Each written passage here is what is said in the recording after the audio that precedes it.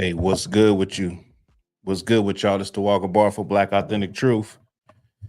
And I got a lot of stories I'm gonna go into. I'm going a lot later than I normally would go live, but man, I wasn't feeling good today. And I was like, man, I'm not gonna feel right if I don't get on live and talk about what I had planned to talk about. A couple of things. I want to talk about sports, how sports are an extension of racial pride. When it comes to people being proud, a lot of times they push that, or they that comes out in sports, how we root for our own, and it gives a certain level of racial pride.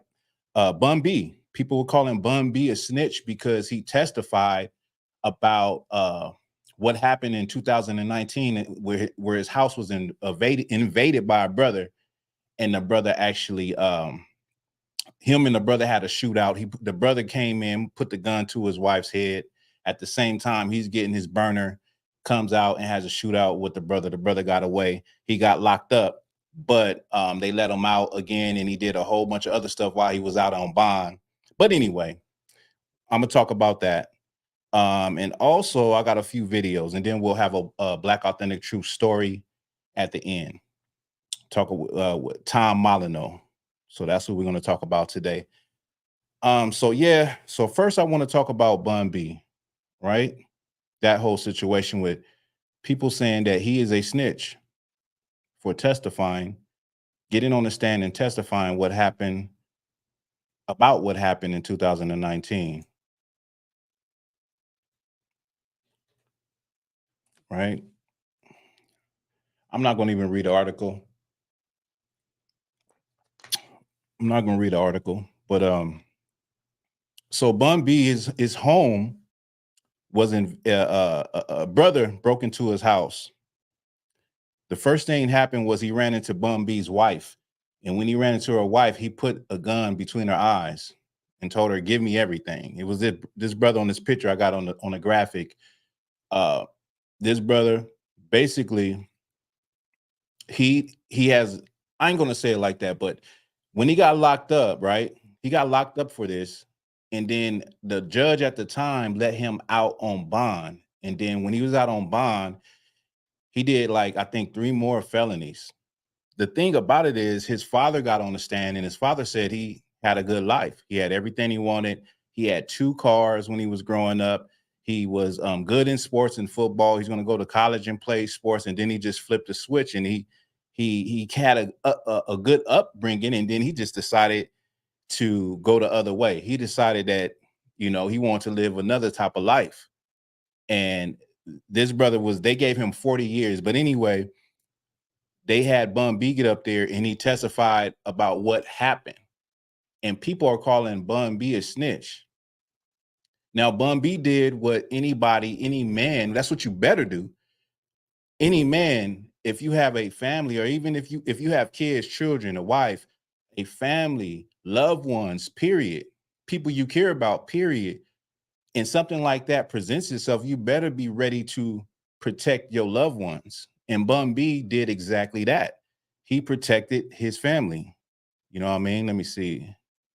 He protected his family. That's what Bun B did. He protected his wife. Now they're traumatized from that, because if somebody breaks into your home and puts a gun between your eyes, you'll never forget that. You'll always have those experiences. I believe you always have those. You'll always remember that. His wife said that she doesn't even go back to that home. If y'all don't know who Bun B is a Houston rapper. He's, people that know rap know who Bun B is, but of course they're going to have multiple homes. So this home, she says she hasn't even went back to the home because of that incident and what happened. But he came out and he got into a gunfight with the dude, right? Nobody was killed or anything like that, but he did what a man is supposed to do in a situation like that. You're supposed to protect your loved ones, protect your family, and fight back. So he's testifying about it, he's talking about it, and people in our community, black people, is calling him a snitch. I don't think people actually understand, especially this new generation. I don't think y'all actually understand what a snitch is anymore. Like people don't, I guess people just think just talking to the police makes you a snitch. Or if something bad happens to you and the police arrive on the scene and you're explaining what happened, you're a snitch. Like that doesn't make sense to me. In this generation and just our culture is a culture where we say, don't talk to the police. So let me guess, let me think. In a lot of people's eyes, Bun B is supposed to not say anything. He's not supposed to say anything. Meanwhile, he knows who did it. This man put a gun to his wife's head, and he's not supposed to say anything. It's kind of like if you know, let's just say, I'm gonna say this to the people who would say that Bun B is snitching by testifying and telling what happened on that night. To you people who would say Bun B is snitching, would you say that if you were in that position? Let's just say you see something happen to your loved ones. You know who did it. You know who did it. You've seen it with your own eyes. You've seen the whole thing with your own eyes. The police arrive on the scene and they ask you what happened. And you tell them what happened. Does that mean that you're a snitch? No, it doesn't. This is let me give y'all the definition of what a snitch is. This is what snitching is, because obviously people don't know. You know, I've been around the block a few times. I've been locked up a couple times. You know what I'm saying? I think I know what a snitch is. A snitch is somebody, if me and you do a crime together and we both get caught, then you give the authorities extra information that they didn't know about me and give them all the kind of, stuff about me that they wouldn't have never knew. And they let you out while I stay locked up.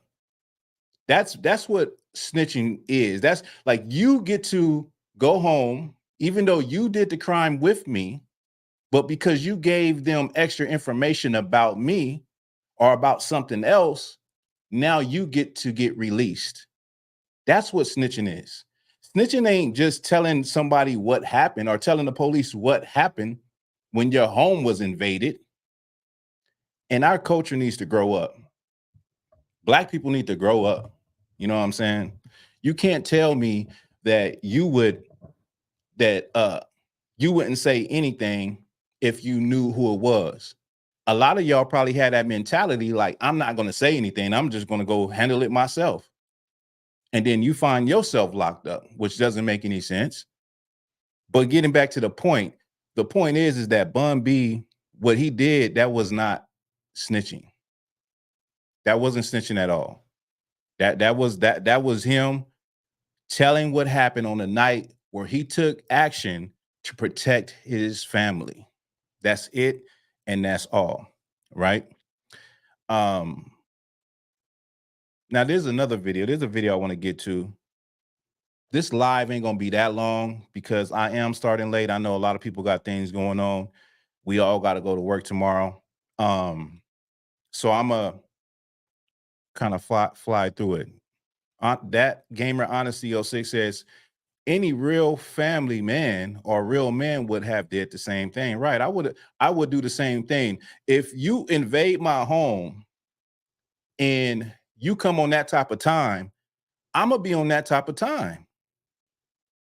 I'm gonna be on that type of time. And now Bun B could have took the brother out. He could have killed the brother.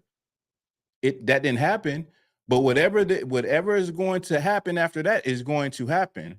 I would rather, you know what I'm saying, die on my 10 toes like a man. Even if I have to die, I'm still going to protect my family. I'm still going to take action. I'm going to do that. And then when the police ask me, well, what happened? I'm going to tell them what happened. Does that now make me a snitch? No, it doesn't. And Black people need to grow up. That's where our community needs to develop and needs to mature. That's an area where our people need to mature at. Yeah, we know who the devil is. Yeah, we know how the police can be. But when you just explaining what happened, That is not snitching. There's a difference between actually doing a crime with somebody. I have to say this again. Snitching is when you do a crime with somebody, you and somebody else, or you and a couple of people, and then you all get caught. And then you give information about the whole operation, or you give information about some people that the police didn't know about, and they let you out free. So therefore, you don't even have to face the consequences of your action. You getting off. That's what snitching is. I don't condone that, but you just telling the truth and recollecting what happened to, recounting what happened to you. That's not snitching, man. And we shouldn't be trying to demonize people. We act as though these things don't happen in our community. And part of the reason why a lot of your brothers and your nephews and everybody is running around rampant with no consequences is because you won't say anything. You too afraid. And let me just go into that too.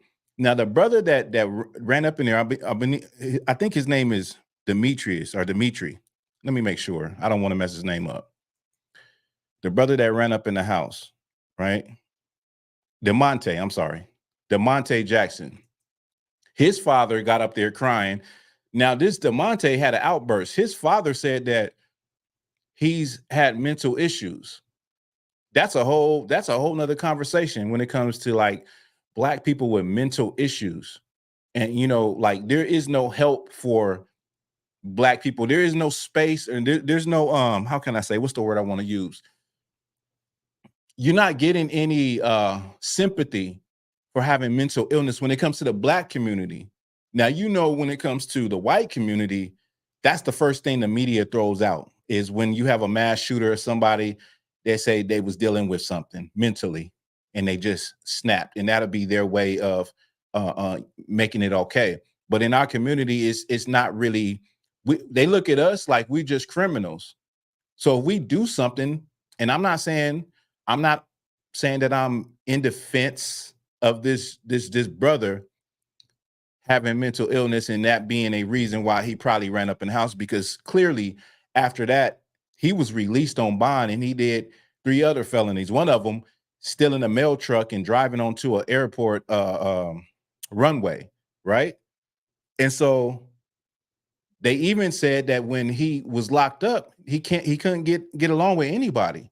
So they had to move him like 15 times from different cell to cell. So even in jail, he's not getting along with anyone. Okay.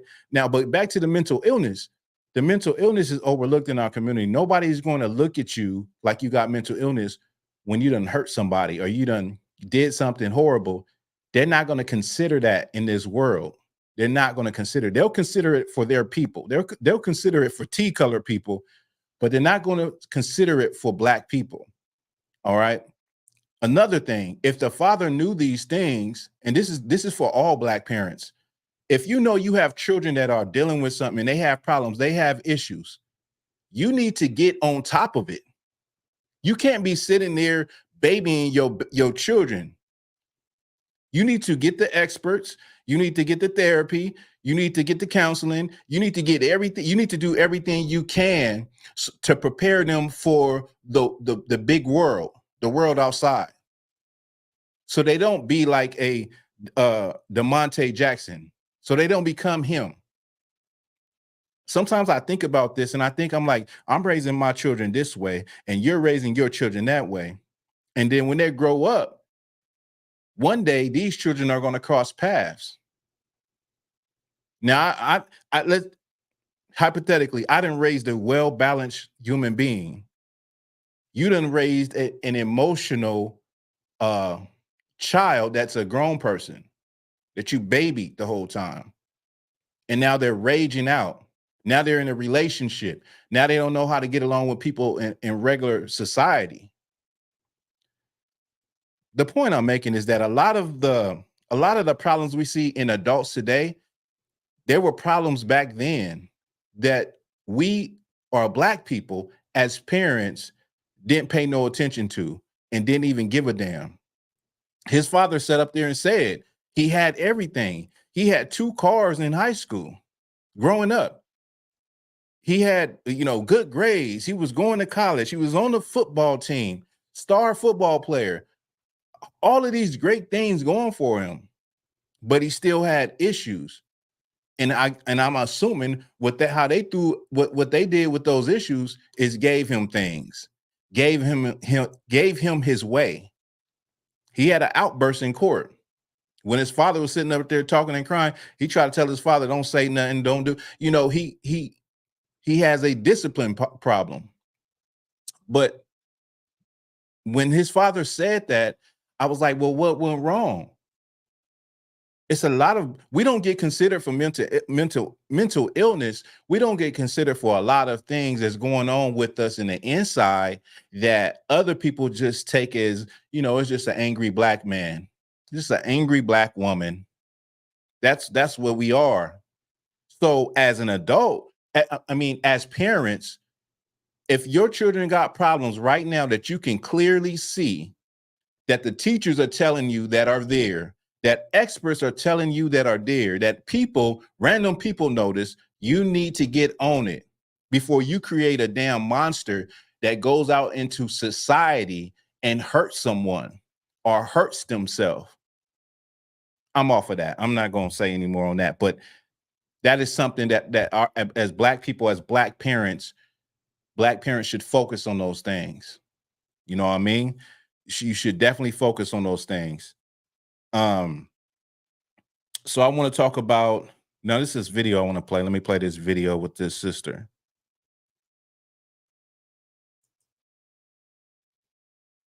Play this video.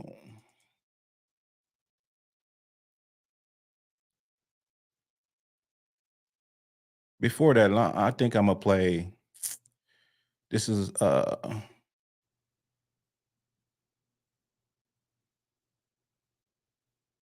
I'll play this. Let's see. You guys are right. I am ugly.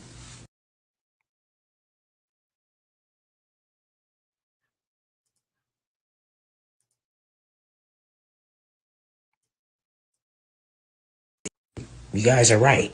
I am ugly. I finally come to realize that the only person in the world that said that I was beautiful was my mother. I'll never forget it. I was young. And she said, "I know y'all think my daughter's ugly, but my daughter is beautiful." I get inboxes from black men says I'm ugly for a black woman. I was with a woman for 14 years, told her every day she was beautiful. She never said once I was beautiful. Not even my dad. My dad said I look nice. So I come to accept the fact that I'm ugly and I never will be beautiful. That's why when the girls talk to me, they don't even like sleeping with me. I mean, I see the look on their faces. Even when I try to walk up to them, they'll give me this look. I know I'm ugly. I accept the fact that Dad, you won't date nobody like me. You like those pretty studs, I get that. I'm ugly. And I accept that. So I'm not gonna lie and say I'm fabulous, because I'm not that. I'm not that. I would never be that. Like I said, the only person in the world that told me I was beautiful is my mother. You guys never said that. And the thing about it is, you guys are lucky. You got people walking to you, damn, you fine, you go. I'll never get that. I'll never get that. I never will. I'm an ugly black woman. And I accept that. Take care. Yeah. That's sad. Y'all hear what this sister said? She said the only person that ever told her she was beautiful was her mother. Her father said she looks nice, right? And she said she can remember it because it was when she was a child. And she said she was in a relationship, obviously a LGBTQ relationship, for 14 years. And she always told, I guess, the other woman how beautiful she was, but she never got it back. And it's sad because beauty is I'm sure y'all heard this. Beauty is in the eye of the beholder. But I think all black people are beautiful. We are all beautiful. And I think that this sister is beautiful. And it's just sad that she believes that. And if you tell yourself something over and over again, over time, you will start to believe it. You will start to believe like you're worthless. You will start to believe that, your life is supposed to be the way it is, or you're a failure, or in this case, she's ugly. And she said black men have hit her up and told her in the inbox she's ugly. I don't even understand why do you even have the energy to even uh tell somebody that? Like, I don't understand that part, but this sister is beautiful. And a lot of times our people don't understand how beautiful they actually are. We all have something that is great about us. And I'll be the first one to say, like, when I was growing up, I had family members tell me I was ugly and tell me, when you're a child, you could start to believe that thing. You could start to actually believe like you're ugly. Like, I had people talk about my lips, talk about, you got big lips, you got big nose, you got big ears, you got big teeth, you got a big head. You know what I'm saying? And that get into your mind as a child, and you don't hear the positive stuff enough, you'll start to believe like, maybe I'm not as handsome as I think I am. You know what I mean? Maybe I shouldn't smile. Maybe I don't look right in with these clothes on. So I totally understand where she's coming from. It's just sad that you hear a woman that is purely set on the fact that she is ugly and okay with being ugly. Now the sister to me is beautiful. And it reminds me of, I mean, just her voice. It reminds me of the actress Whoopi Goldberg. It reminds me of Whoopi Goldberg, right? Whoopi Goldberg, people say she ugly because she's dark skinned. I love dark skinned women. That's like, I love dark skinned women. And people would say that she's ugly, she's this, she's that. But I think in her younger age, I think Whoopi Goldberg was attractive. Now that's what I see. I see it's I don't look at, a lot of times we think that beauty is like that Kardashian look, that look where it's just, your face is all hooked up and all that. I don't think that. I'm a person that just likes natural beauty. I don't think that. So you can get caught up in the eyelashes and all the extra stuff, that the layers and all of that, you know. And yeah, that looks nice, but I think real beauty is just natural beauty. And just looking at our people from a natural perspective, I think our people are not probably, I'm sorry. I think our people are the most beautifulest people. Is that a word? The most beautifulest people on the planet Earth, you know? And some people have their differences and their preferences. So somebody can look at the same person, and I'll use myself as an example. Some a woman can look at me and think that I'm handsome, but there's a woman that look at me and think that I am unattractive. And that goes for every person on the planet Earth. So even what you think is beautiful is just what you think. That's your perspective, right? That's what you think. But I think a lot of our people, especially men, is caught up on this what is it? Fabricated, this superficial look, this Kardashian look, and women too, because in the natural sense of a woman, she compares herself to other women. She looks at other women and compares herself, whether it be in body size, whether it be in hair, clothes, shoes, purses, whatever you want to name it, name it. Women compare themselves that way. And the one thing I think about that's ugly about this sister is her lifestyle, is the way she's dressed. Now if this sister was to put on a dress, do her hair, learn how to be feminine, like have those real feminine qualities, I think she would be beautiful that much more. But right off the top, looking at her face, I don't think this sister is ugly. I don't think she's ugly. But there is a energy that you can carry with yourself that can make you ugly. There's plenty of women that are what people would consider beautiful, but they're really ugly because of their attitude, because of their outlook, because they have a material mindset, because they're all about money, and they're all about um, going out all the time, eating the finest expensive dinners, looking down on other people that don't have what they have. There's some ugly women out there. There's a lot of ugly women. There's some beautiful women that have bad hygiene. If you know what I'm talking about. There's okay? Some beautiful women that have bad hygiene. There's some beautiful women that are not good people. And then you have some average women that people might not think they're beautiful because they don't have all the eyelashes and all the makeup, but they're excellent women. They're excellent sisters. They're excellent mothers. They're excellent wives. They're excellent grandmothers. They're excellent aunties. So, in a nutshell, beauty is in the eye of the beholder. And in this sister, she is not ugly to me. She is a beautiful sister. And I wish somebody would tell her that. I wish somebody would tell her that. Right? You right about that. And that goes to like your childhood. Like, I feel like a lot of people get into that community, and you can see how she's dressed like a nigga. She's dressed like a man, or they call it a stud. She's dressed like that. But if she's coming from a place where she always thought she wasn't pretty anyway.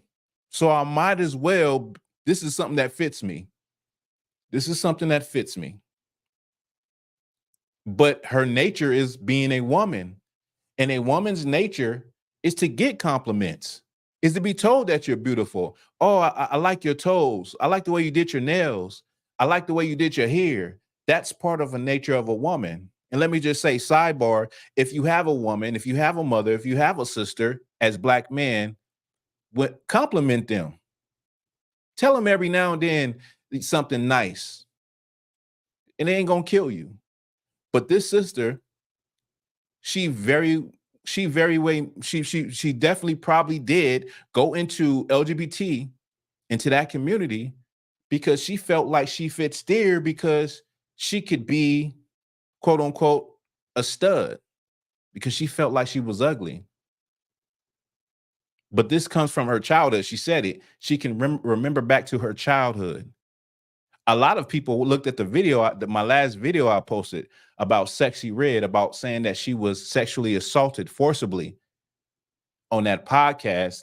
And I said, if you support Sexy Red and all of the ratchetness that she does and all of these other people, you support the thing that turned them into what they are today. I didn't get too many people commenting on that video because a lot of y'all support Sexy Red. A lot of y'all support Cardi B's and the Megan Thee Stallions. A lot of y'all support, the BFF guy friend that is in that community. You support that, but you don't. So because you support that, you support the thing that made them promiscuous and made them feel like it's okay to move with your sexuality, to wear your sexuality on Front Street, or to be flamboyant and flaming in that community. You support what happened to them to change, for them to change that way. 9 times out of 10, they don't go that route because of curiosity. They don't go that route because as a child, that's what they wanted to do. They go that route because something negative happened to them when they were a child, where they grew up in a home that was a broken home, dysfunctional home. They was molested, they was touched. Those type of things is what turn a person out like that. Experts will tell you that. But y'all don't want to hear me though. I'm just talking out the top. I'm just a brother blowing smoke. No, that's the Black Authentic truth. That's the damn truth. Our community don't like truth. But this sister definitely has been affected. She has been affected by what was said to her at a young age. So think about that as parents again. Now it's funny how this is going back to parents, but I didn't even think about this. But what you say to your children as a parent when they're young does matter. It does matter. It does go in there and it does stay in there. It don't go in and out the other ear. It stays in there. And they'll remember that. I remember when my great aunt told me that I was ugly. She said, she grabbed me by my chin and lifted my head up. It was a sunny day. And she looked into my eyes. She said, oh, you got pretty eyes, but you ugly though. I'll never forget that. I was a child. That affected me. That stayed with me. You know what I'm saying? So what you tell a child stays with them. It stays with them. It stays in their head. And I done heard some of you sisters, I done heard y'all say some horrible things and talk to your kids like they a nigga on the street. I've heard it with my own ears to where I have to look and like in my mind, I'm like, bitch, shut. That's just a child. That's a toddler. And you going off like it's a grown man. Those things do affect the child. You tell a child they ain't never gonna be worth a dime. That's gonna stick with them. Now, some of y'all probably don't think that a child would remember things like that. They do. Trust me, they do. They will remember that. You think that because you can hand them something and you can hand them a tablet or you can hand them a piece of candy and they go from being in a bad mood to a good mood, like they forget things. They won't. I promise you they won't. It'll come back and haunt you. The way the negative things you say to your children and the negative, instead of inspiring them and encouraging them, and like encouragement, they will remember the negative things more. So you should want to instill good things in your children, right? Shout out to everybody that's rocking with me. I see I got a few people in here. Won't you give me a shout out? Like the video, share the video, make that algorithm move for your brother. Okay. Let me see. We got about 2 more stories. Let me get this next story.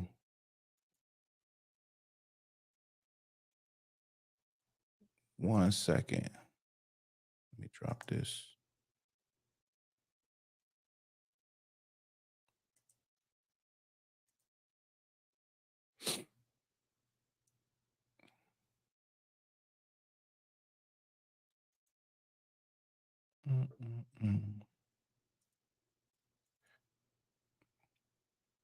Feel about Donald Trump, right? So this is my brother Sharatazah in Florida. Florida ISUPK. He does a hell of a job going out there in the streets and interviewing people and asking people white, black, heavy questions, common sense questions, and just seeing where people's minds are at. All right.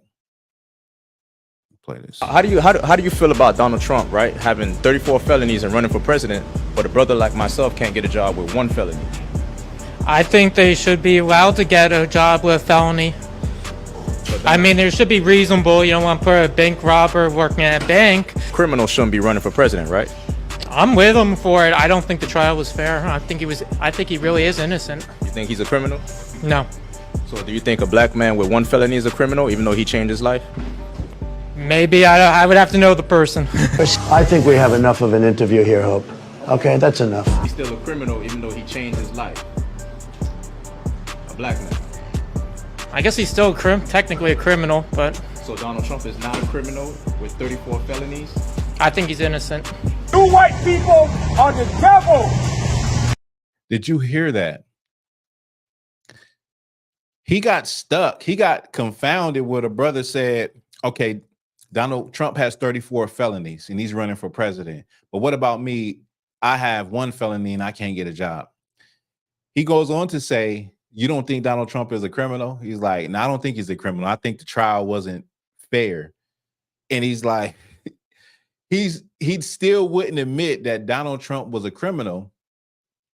And it just shows you the hypocrisy of T-color people, because me also, I have felonies on my record, and it hasn't stopped me from like getting a job or anything like that. But I can't. In California, they have messed up gun laws, so legally I can't have a firearm. So I have to work around that. Not only that, you got to do a lot of different paperwork. You got to write the district attorney. District attorney has to send it up to Sacramento, which is the state capital, to the governor in order to get pardoned to be able to purchase and own a firearm. But the hypocrisy is you see how these people, how they really think. They don't see nothing wrong with Donald Trump having felonies on his record, being a criminal, but yet as a black person, if you get a felony, you can't even vote. Not saying that I even stand by any of voting Republican, Democrat, none of that stuff, but I'm just making the point that you can't even vote if you have a felony. But he can run for president. You're a criminal, but he's not a criminal in their mind. America is so hypocritical, and you see different sides of hypocrisy in America from its inception. And brothers and sisters, like y'all be fighting tooth and nail, Biden this, Biden that, Trump this, Trump that. Y'all, I've seen black people going at it over parties. Like, this is a game that y'all trying to play that wasn't even designed for you. I'm telling you, I don't care about who's the next president. I don't give a damn who's in office, because none of it actually trickles down to our community. Our community, the way the black community will benefit is from black people coming together in unison with one mind and one spirit, and believing in one thing.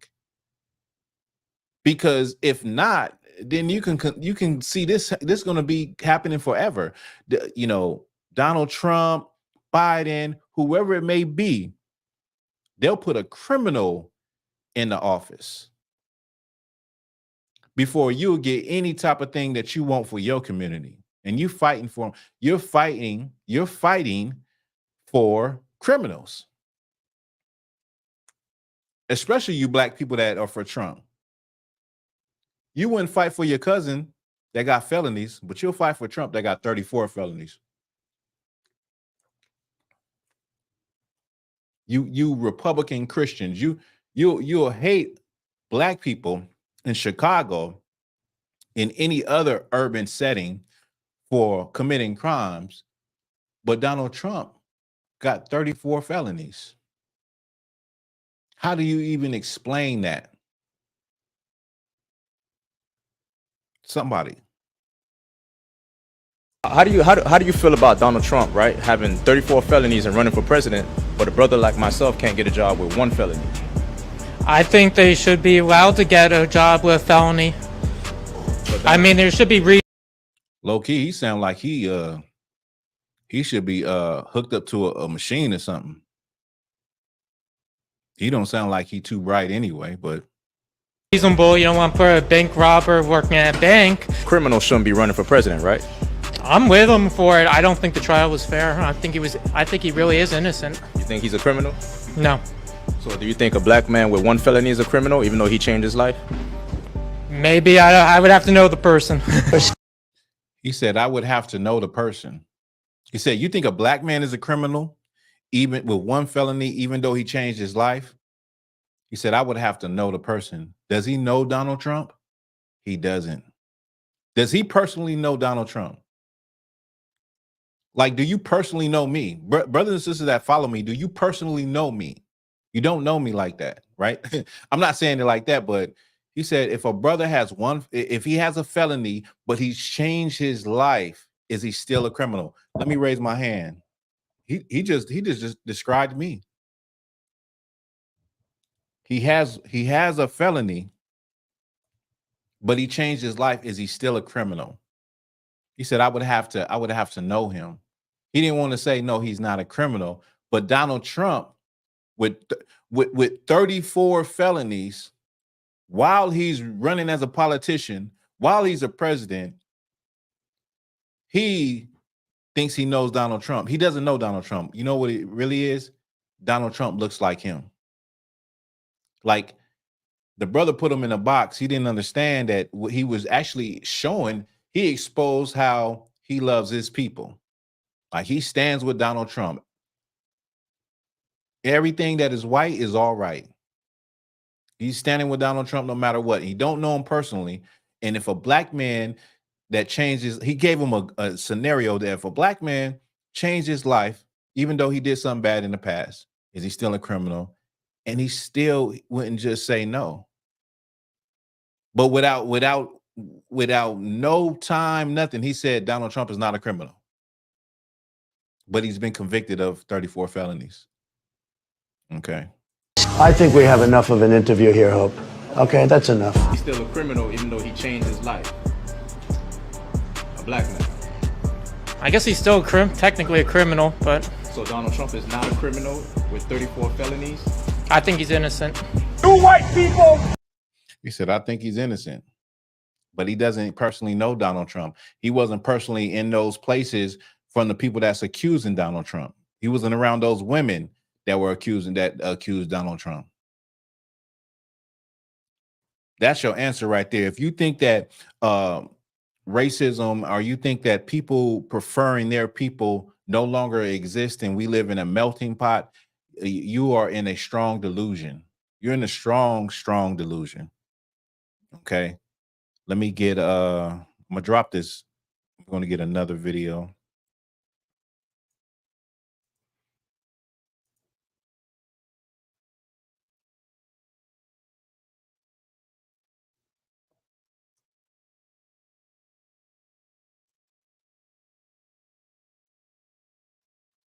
Now, how many of y'all like pork?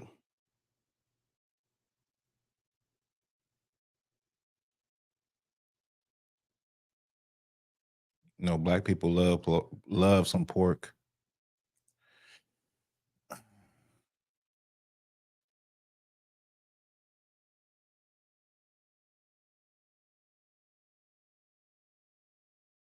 Okay, so that was okay.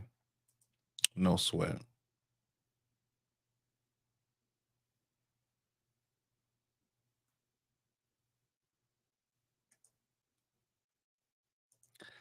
Black people love pork. Let me tell you. Yeah, when pigs fly. Oh, 1 second. Now, this video, before I'm gonna preface this video. So this was actually a reel that I came across, and on the reel, you see what's going on. There's pigs eating crabs. There was, usually on the reel, you're going to go into some comments and see what people have said. The first comment I saw was a sister that said basically like, oh, we're not supposed to be eating that stuff anyway. And I'm paraphrasing what she said. Okay. We're not supposed to be eating that stuff anyway. Then you had a brother come in and tell her, you don't know the New Testament? And she's like, what? He basically said, we can eat it. So he gave her a scripture to read. And she was like, okay, well, thank you. Thank you for that, for like basically enlightening me. Right. And a lot of times I see stuff like this, I just don't say nothing, because I teach and break down the Bible on a consistent basis.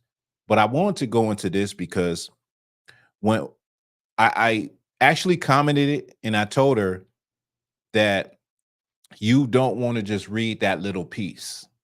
He gave her like two scriptures to read. I said, go to it was Mark, right? And he said Mark chapter 7 verses 18 and 19. I said, no, you want to read it in context. You want to get the whole thing. So start at verse 5. So he posted this in order to say, well, we can eat these things. Like it's cool. But these foods have always been considered unclean foods. Okay. Historically, a pig was used as a garbage disposal of a farm. The job of a pig is to eat refuge. A pig will eat even decaying flesh. If there's a decaying carcass laying around, a pig will eat that. A pig will eat a piece of plastic. How I know that? Because I've been around pigs. I've seen them in action. Crabs, lobsters, oysters, All of that stuff that we as black people think that is a delicacy, those are bottom feeders of the ocean. They clean the ocean. What do you think happens to whales when they die and they float to the bottom of the ocean? Sharks, large fish. What do you think happens to them? They get eaten by parasitic creatures that are at the bottom. Some of those parasitic creatures are lobsters and crabs. And and oysters are like a filter. There's a video, y'all could go look it up. There's an actual video where you have two tanks of water. One of the tanks of water is just a tank of water, and another is a tank with what you call it, what's those things called again? Oysters, clams. And over a process of time, the clams, over hours, the clams filter the water themselves, and the water starts to clear up. The water is dark brown. It starts to clear up to where it's clear, like clear. So they clean all of the toxins out of the ocean. And then they put this on in restaurants, they put this on a dinner table and call it a delicacy. These pigs eating these crabs, you know what that is? That's nothing but a bottom feeder of the land eating a bottom feeder of the sea. Now, they might price it up high for you, and black folks, y'all love to eat that. What is those crab boils? I know y'all breath be stinking. Salaki, look, I ain't trying to be negative and nothing like that, but I'm just like, seafood, I know it's a tradition, especially in the South and Louisiana and all those places. I know it's a tradition to eat that stuff. It's a tradition, and when black folks to eat pork. Pigs have something. I did a class on this. Pigs have in their hoof, because when we were kids at the liquor store in Southern California, at the liquor store, some of y'all probably noticed, you go to the liquor store, they would have pickled pig feet in a jar, and you buy it, and we just thought it was so good. Then this is years later, I'm an adult now, and I'm looking, and they say that pigs, because they don't have any sweat glands and their bodies be full of toxins, they release the pus out the middle of their paws. Pigs do. I talked about this, and not only that, when it comes to pigs or just certain animals, clean animals are animals that are ruminants. Ruminants, like animals that chew. They chew the cud. Y'all probably don't know what I'm talking about right now, but they chew the cud, meaning they have about 3 stomachs. And so they eat the food, it goes into one stomach, it gets processed, it comes back out, it comes back up, and they chew it. That's why you see cows, they always chewing. Clean animals like lambs and cows and certain animals like that chew the cud, they process the food like continually. And so therefore anything they eat that is full of toxins would be eliminated, because that's why when you look at the way how they use manure, it has value, versus pig crap or pig feces has no value. So right here, what you're seeing is just pigs eating. This is somebody that understands this. And it's easy to get crabs if you go out in the ocean and you go, you got you a net and all of that to drop. It's easy to get it, and it's cheap in other places, just like all of these things. That's why pig is so cheap, because it's easy. It's an easy meat to manufacture and process. So it's cheap. The stuff that's good for you, they make it expensive. You know what I'm saying? The meat that's good for you is expensive. Even when it comes to just trying to eat healthier, all of that stuff is more expensive. But there's a video with a brother actually showing you with the pigs, they feed them anything. The tilapia also, they feed the tilapia. The Asians feed their tilapia in their farms. They feed them pig feces.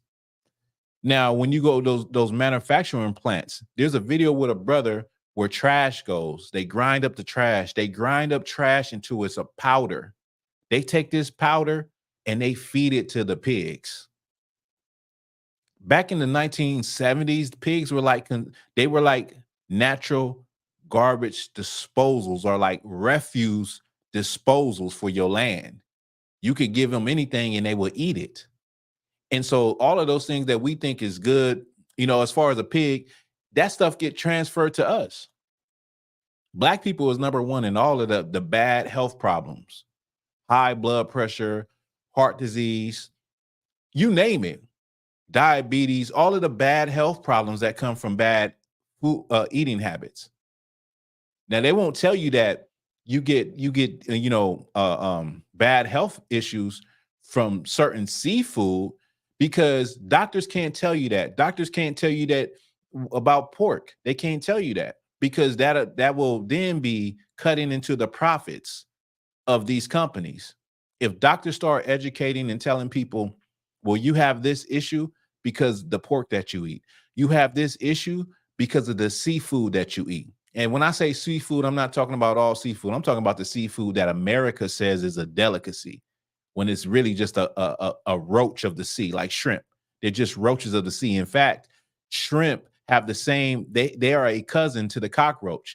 They have one of the same allergens that cockroaches have. Y'all, I bet y'all didn't know that. But y'all call it a delicacy. In our community, it's like, oh, I'm eating shrimp and lobster. Yeah, I'm eating real good. We're gonna be eating real good tonight. We got this crab boil. We got this going on. We got the pork chops. We got the chitlins. So anyway, I wanted to educate the sister though. So the brother was trying to tell the sister that these foods are okay to eat.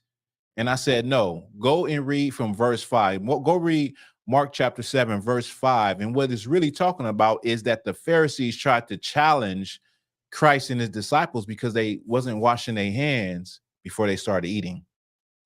So it was about washing hands before they started eating. And then he also expounded on the fact that it's not what you eat that makes you a bad person, that defiles you. It's what's in your heart. It's what's in your mind that makes you a bad person. Like the things that come out of you is what makes you a bad person. Not because you didn't wash your hands when you was preparing to eat a meal. But people was on there upset because of the knowledge that I dropped about the pig. You know what I mean? A lot of people was just, they did not agree, because a lot of our brothers and sisters, they love pork. I've had brothers and sisters tell me, even after telling them, they say, well, I'm not giving up bacon. I'm not giving up pork chops. I'm not giving up, hog maws. I'm not giving up my chitlins. It's like pork is almost like crack in the Black community and the Mexican community, because they love pork too. Carnitas and all of that stuff. Chicharrones and all of that. Pork is like almost like crack when it comes to the Black community. It's like a hard addiction that we can't let go of. No matter how much is messing us up, we're not going to let go of it. Right.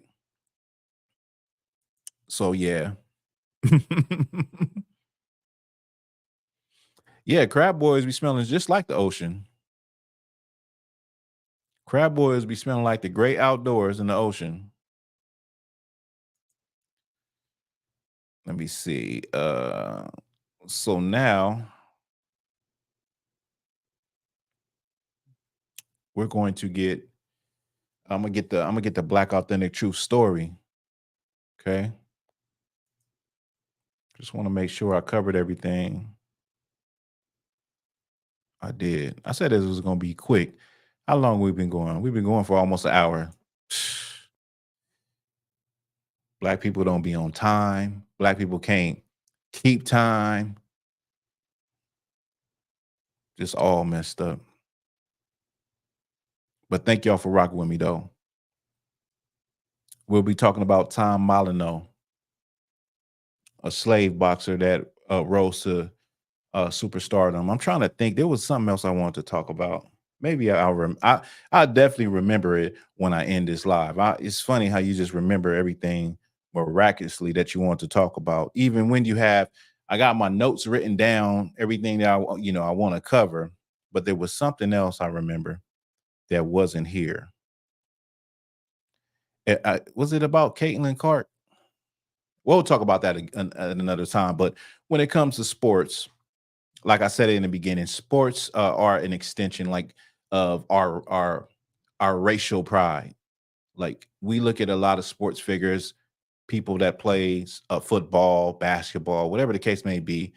This instills a lot of pride to see your people doing something on a high level. Track and field is really one of those main ones also, because of the Olympics and just being on that world stage and representing your people.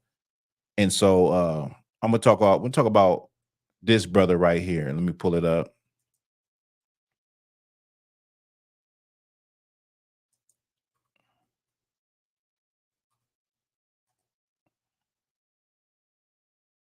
This is Tom Molyneux.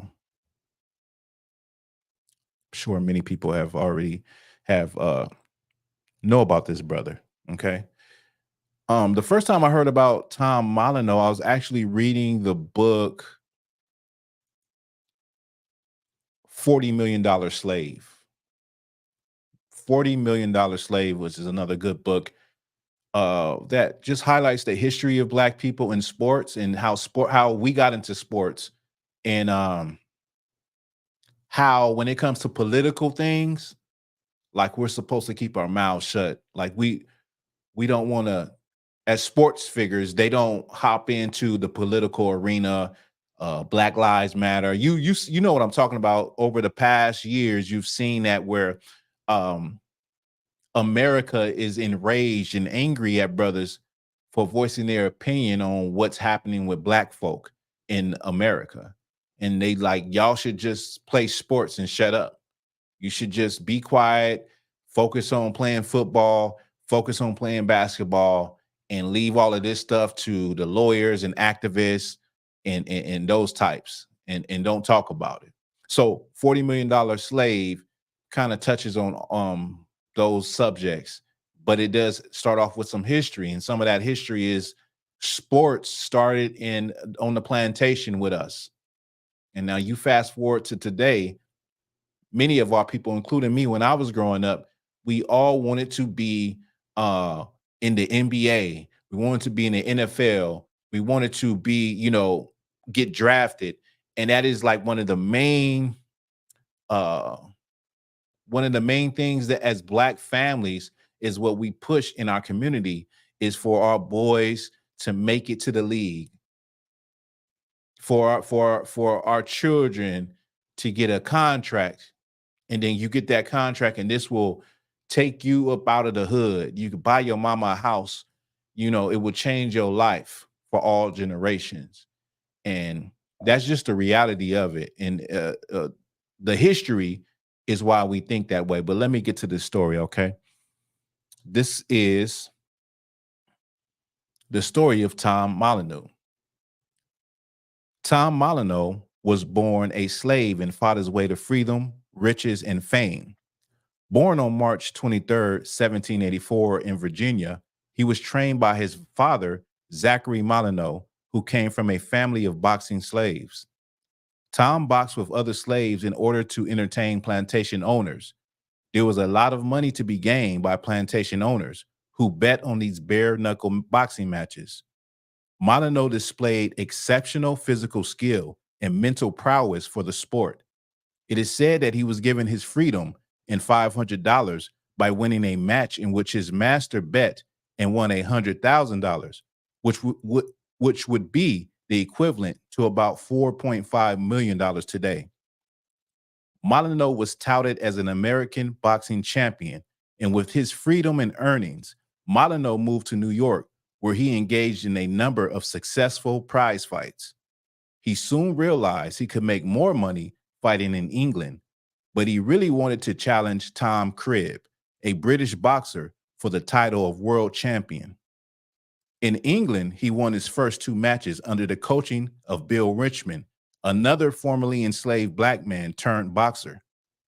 His next fight would be excuse me. His next fight would be the highly anticipated bout with British hero Tom Cribb, who was widely looked at as the champion of England. On December 3rd, 1810, they fought for the English title. Many bet that Cribb would win in the first 10 rounds, but Molyneux proved to be powerful and intelligent, and the two battled each other heavily. There was a disturbance in the 19th round as Molyneux and Cribb were locked in a wrestler's hold, which was legal under the rules of that time, so that neither one could hit or escape. During this time, the ring was invaded by a racist crowd who injured Molyneux's hand. After the skirmish, Molyneux decided to finish the fight with a broken hand, and around the 34th round, Molyneux conceded due to exhaustion, and Cribb won the fight. 1 second.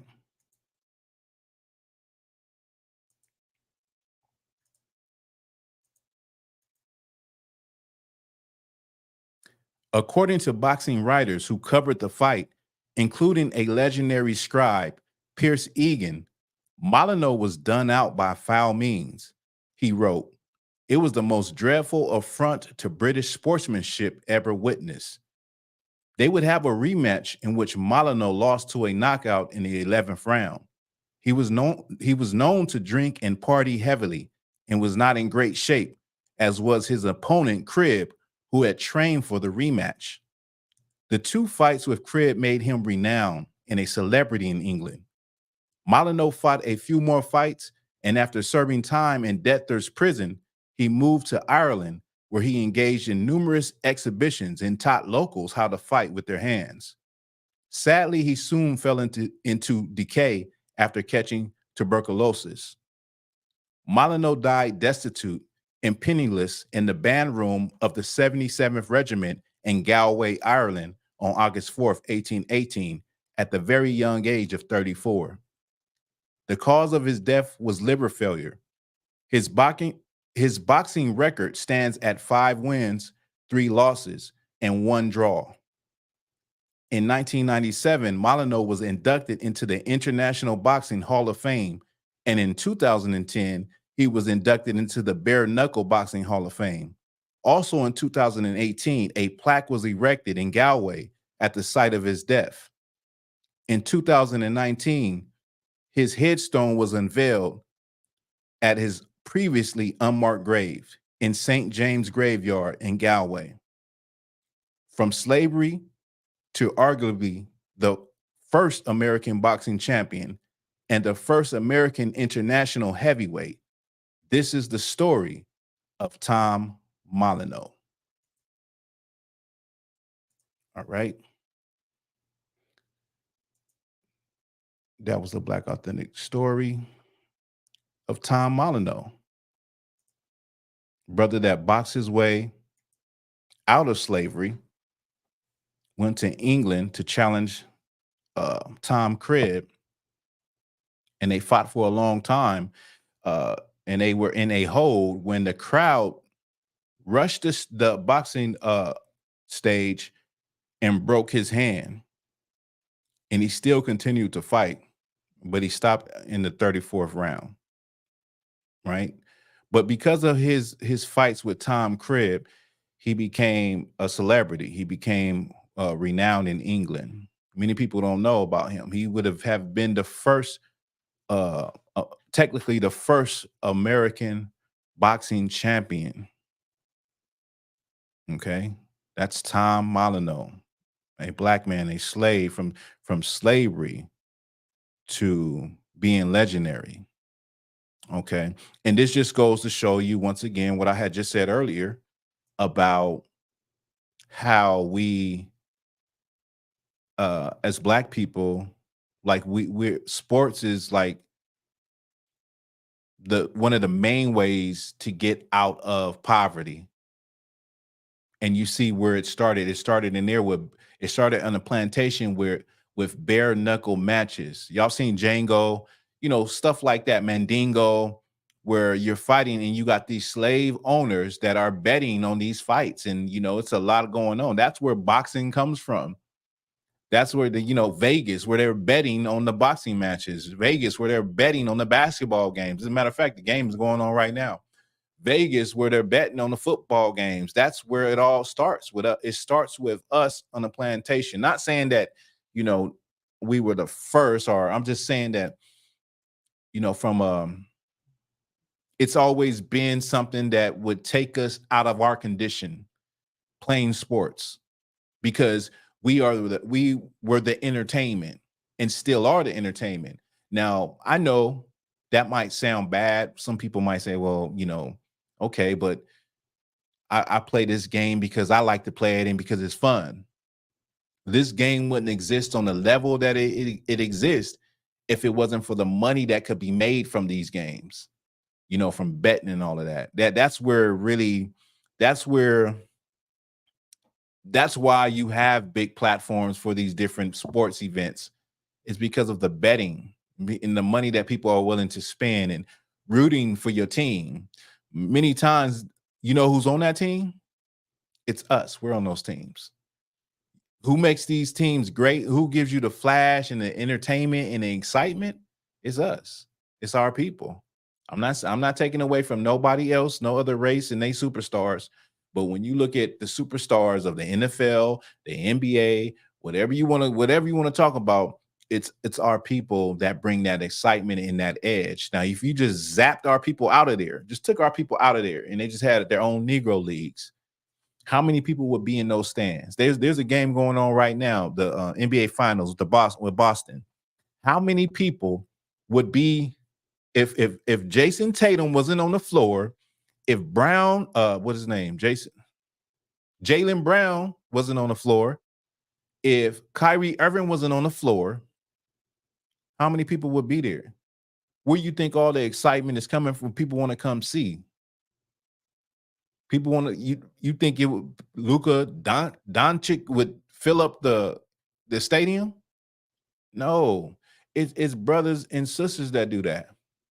But to keep it in perspective, that's where even today, Black people train their children like that. Black people will put their child in football and put them in basketball at a young age, trying to get them prepared to be, competing, put them in AAU to compete in, the different grade levels, and to get in high school, get into a good high school and compete, to get into a good college. And then from there, hopefully go to the league. Well, it started right there in the plantation, just like with what I just read with Tom Molyneux. You should get a book called $40 Million Slave, and it will help you more understand where we get this from and why we don't push. Like, I'm not saying Black people don't do this. I'm just saying as a collective group, even coming from poverty, we don't push being a doctor, being a lawyer, being a physician, or being a carpenter, being an electrician. We don't push that in our community as a way to get out of the community. We push sports. But it's deeply ingrained in us to see that sports is a quick way to get up out the hood or get up out the plantation, right? So with that, like I said, I wasn't going to go live. This is kind of late. I never went live this late.